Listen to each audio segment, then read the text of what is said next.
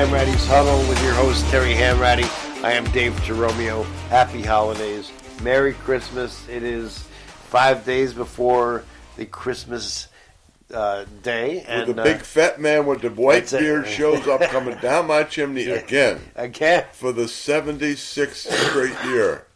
And just to forewarn you, listeners, both Terry and I are under the weather. We both have colds and coughs. So if you hear hacking and coughing and whooping coughs, don't get too concerned. We're just we're fighting through colds. We're both taking our Mucinex stuff. So, Terry, this is a really fun time because we're coming into the start of the football playoffs. But I want to backtrack a little bit, and we rarely do this because obviously our audience isn't all here in Connecticut, but we had an interesting thing. Now, New Canaan won the state championship. Where we live. New Canaan. New Canaan is a dynasty in the state, and third straight state championship. They beat their arch rival, Darien, who they also play on Thanksgiving, beat Darien 35-0 on Thanksgiving Day. They beat Darien 35-21 on state championship last Saturday or Sunday, whatever it was. But at the end of the day, Darien did something which they are known to do, very foolish, and it actually tied the game. And what it was an illegal play that they ran, and they're claiming that the refs signed off on it before the game, which I find hard to believe. There's no way that, first of all, the best officials get the playoff games. I mean, this was a championship game, so this was the best game of the year for that division. Yeah. So they're picking the best officials. Yeah. And the play that you're talking about is that Darien at one point had 10 guys on the offense, on the field. Then right as they broke the huddle, getting ready to call the play, remember it used to be the lonesome end for Army. Right. Way back in the day. That's when they changed the rule. Yes. Where this kid player from Darien snuck onto the field as the ball was basically, he had barely time to get position where he's not moving. Right. They snapped the ball, quarterback throws it. At that point, it tied the game at 14-14, so it was a big play. It was a very big play. And obviously, Lou Marinelli, who's the coach of New Canaan, complained. But the coach had to know it was this guy's not a rookie head coach, so he has to know the rules of Darien. They have to know that was not legal. And the officiating should be, luckily the game turned out the right way, and that did not cause a bad victory. It was just pure unsportsmanlike and really just bush league play. And I'll describe it to you from my perspective because I was listening. I was actually watching the game, but I had something else on, so I heard the announcers go nuts about how this guy was wide open and how New Canaan didn't cover him, and how could they let that happen? Blown coverage. Well, guess what? Not only so it comes off a punt, and the kid who was on the punt team goes to the sideline, goes off the field to the sideline, and literally hides behind a coach. A coach is standing there with his back to the field, and the kid is standing in front on the other side of the coach, so you can't even see the kid. Then they break the huddle, 10-men break the huddle. Now, he doesn't have to be in the huddle, but he's got to be on the field to play, and he's got to be 3 yards in. He was 3 yards off the field. He runs onto the field. Now, New Canaan, because Silvestri and Lou, they're all over this. They try to call timeout. They saw it. The announcers didn't see it, which is another joke. Wide open touchdown. Just horrific sportsmanship and horrific bush league move by Darien. Well, but then to back it up is just really pissing me off. It should have been a double penalty. Right. Should have. Unsportsmanlike conduct. That's a 15-yarder, plus the other one is another 5-yarder. So illegal substitution. All right, we can move on from that, but I feel really strongly. Why do coaches try to do that? And what are you teaching your kids? Yes, that's the other thing. And there's been a lot of things with these two towns because they're people that don't know. They're side by side. They play each year at Big Turkey Bowl. So there's a lot of rivalry going on. Yeah. And there's been a lot of stuff through the years. We no need to get into it, but it's been a gray area. We'll say. I wouldn't even. No, I don't think it's gray. Not that play anyway. That's just a shameful display of sportsmanship. And if it were me, I would fire that coach because especially if the refs come out and say no. We did not say that was a good play. We told you he's got to be on the field 3 yards, not off the field 3 yards.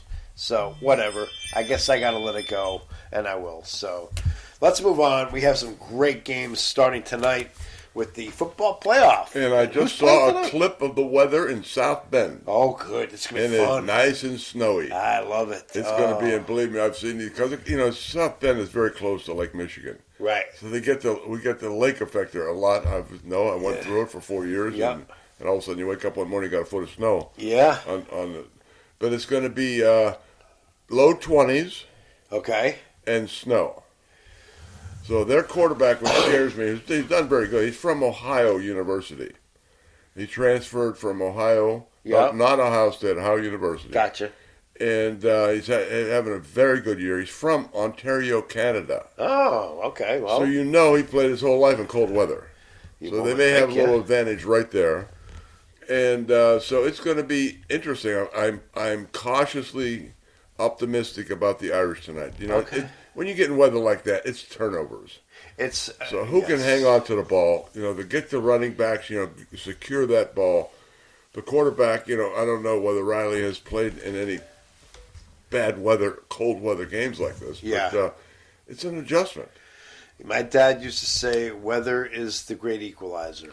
So it's, usually if you're playing in bad weather, it favors the underdog. Because, like you're saying, anything can happen. Yeah. Fumbles, drop passes. So I guess it favors. If you it really favors the offense. Yeah, the offense. Because your receivers, they know where they're going. Right. The defensive backs don't. So when they have to make a quick move, they have a tendency where they can slip easier than the receiver who knows where he's going. Right. Plus the pass rush. If you have a slick surface, the rush defensive ends or the interior linemen or even linebackers can't get off the ball as quickly as they would like to during normal conditions. So it could be, favor the offense tonight. So we'll see. We're going to play the game no matter what. You got to play the game, right? You got to play the game. So it's going to be interesting. I do think Notre Dame will prevail tonight. And the other thing, not to jump in here, but Cignetti, who's the coach of Indiana, sort of upset me when you keep your mouth shut. Yeah, just play the game. He's talking about we're ranked number 7, they're ranked number because he wanted the whole 10. game. Yeah. And they say why should we have a much better? We played a more difficult schedule. Let's talk a second about strength of schedule. Yeah. Now most of these schedules are at least 5 years in advance.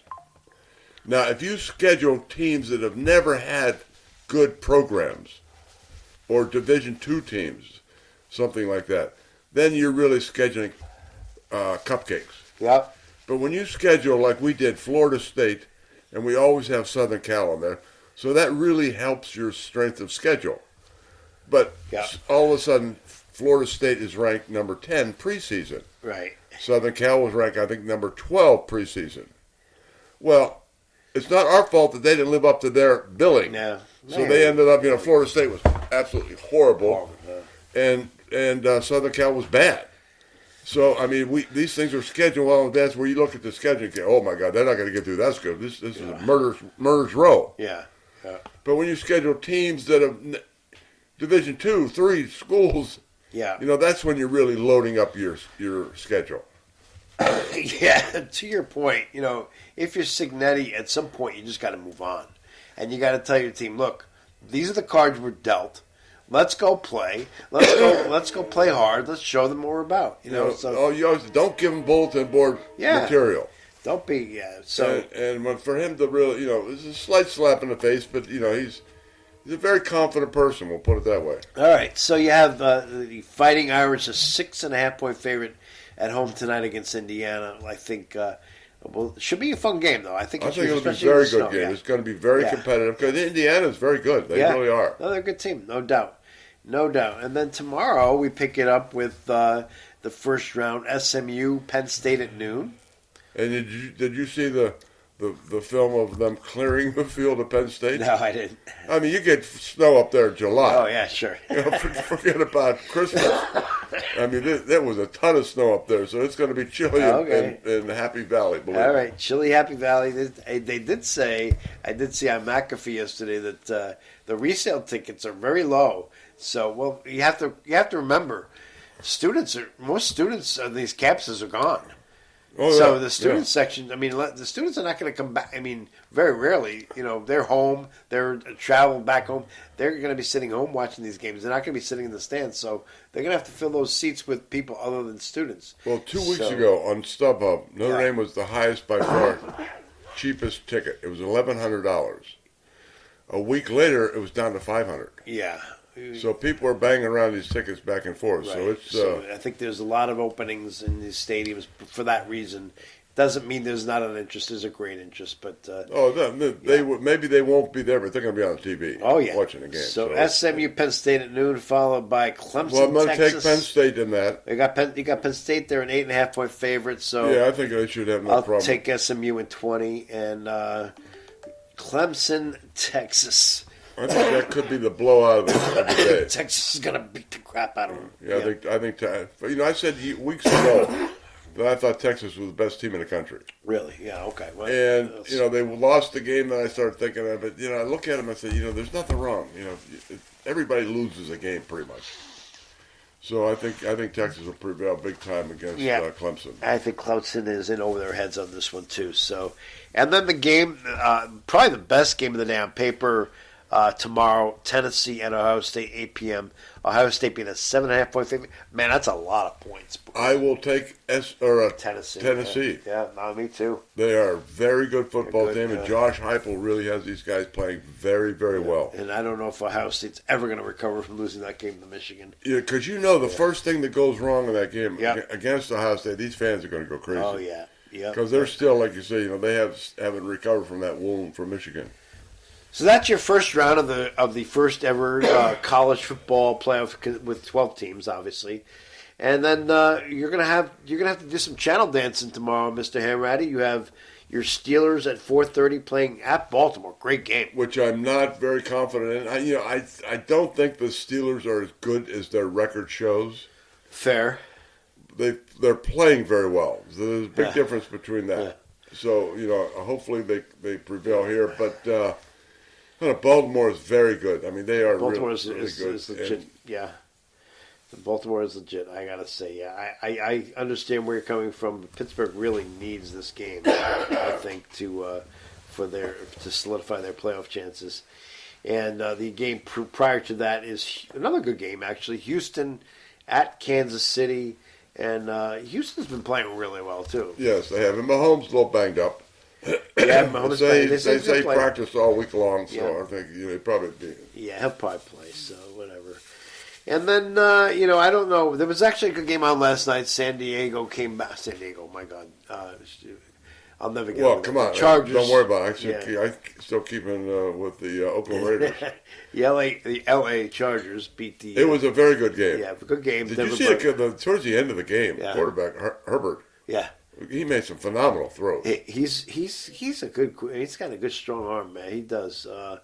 So that's an interesting race too for the wild card in that AFC. So because you got Denver now with that loss, now they've opened the door really for Cincinnati to sneak in. It's hard to believe that Cincinnati is still hanging around. After all that, Cincinnati is really still. Because it looked like they were buried weeks ago. Dead and buried, but they're not. And then other NFL games of significance this week. What do you think about Penix getting a start for the Atlanta Falcons? I'm happy for him. Yeah, I think there's got to be some changes that are going on here. I mean, these older quarterbacks sort of got to step away, or they got to be pushed away, and you got to sort of look to the future. If you don't have a chance for the playoffs, there's no way in hell that they should be playing Kirk Cousins. Yeah. And the same with the Jets. Aaron Rodgers should be put on the bench, and I don't know if they have their future quarterback. They don't have their future quarterback on the bench, so maybe they do go with Rodgers. Who knows? But it's you just sort of got to be looking at these kids, and you got to look to the future. It doesn't. I think you get too many GMs to think, well, if I get 2 more losses, I'm going to lose my job. You got to do the right thing for what the team is. At this point, we got to say, okay, the season is over. We need to look at X player and see if they can help us in the future. Yeah, I got to tell you, people, if you're torn between going on Saturday or Sunday to do your Christmas shopping, do it on Sunday because these games all suck. I mean, the Browns, the Bengals. I mean, you really don't have anything good here. Eagles, Washington, maybe that's the best game, but every other game is just which is not great. I mean, Vikings at Seahawks. So yeah, it's not a very good. I mean, let's face it, there are a lot of bad teams in the NFL. They're all fighting for the draft position instead of playoff position. Well, that's what you have. You have parity. You got a couple good teams, and the rest of them, flip a coin. So that's the NFL situation, and I think and I will just share this with you because I'm a foolish Jet fan. Although I'm starting to really get to the point where I don't care, and I just want the Woody Johnson to sell the team so badly. But I do watch Jeopardy. Do you watch Jeopardy? I have in the past a lot. So, okay, so my wife and I watch. We. But now, since I can answer every question, I don't need to watch it anymore. Oh, okay, yeah. Well, let's see if you can answer this. What happens with age? This was last night's Final Jeopardy. Final. So this is the Final Jeopardy from last night. It's the only team to play in the Super Bowl before Neil Armstrong's moonwalk that has not been back to the big game since.